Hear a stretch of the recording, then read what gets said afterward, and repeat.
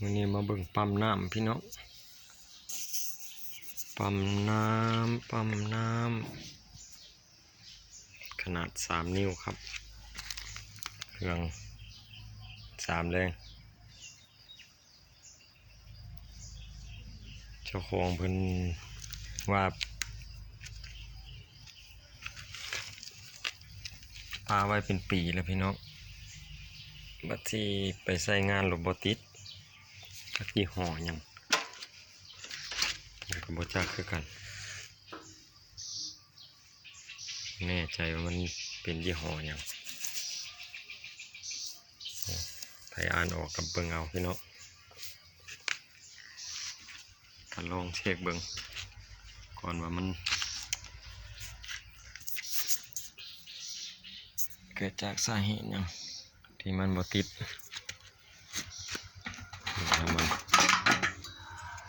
มันเตือนใส่เมื่อกี้นี่ก็มีสาเหตุน่าสิเกิดจาก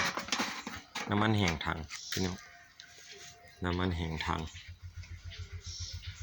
ก็เลยมีผลพวงก็คือเกิดเป็นน้ำมันเหนียวน้ำมันเน่า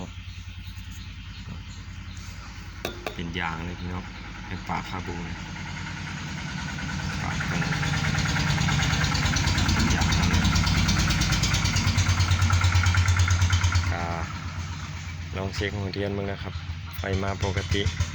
อาจจะต้องมีปัญหาเรื่องสายฟืนสายไฟมาปกติอย่างการนี้แหละครับสาเหตุหลัก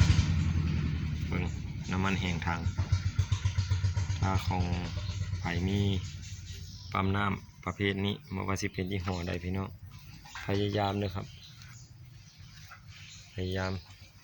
น้ำมันอย่าให้ขาดถังอย่าให้แห้งถังกระสันมันจะมีปัญหาเรื่องตรงคาบูที่ให้เกิดเป็นน้ำมันมันเหนียวมันตายพี่น้องน้ำมันตายน้ำมันเน่า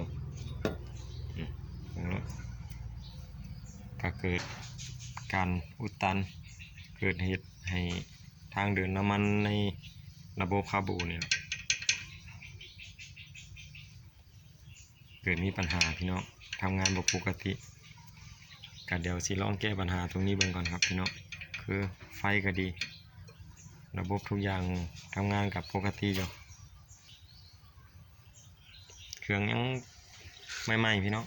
หน้าพวกชุดว่าวนี่หน้าสิบ่มีปัญหาเดี๋ยวแก้ปัญหาตรงจุดนี้เบิ่งก่อนตรงคาบูนี่แหละครับเดี๋ยวสิล้างคาบูแล้วก็ลองประกอบสตาร์ทเบิ่ง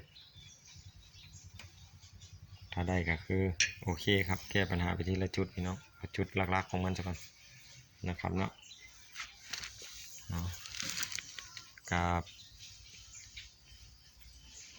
คลิปวิดีโอที่ลงไปก็ว่ามันมีประโยชน์มีนั่นก็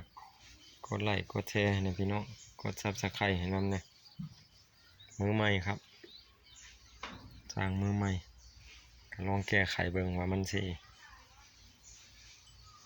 ตามที่คิดบ่นะครับเนาะขอบคุณที่ติดตามเบิ่งครับ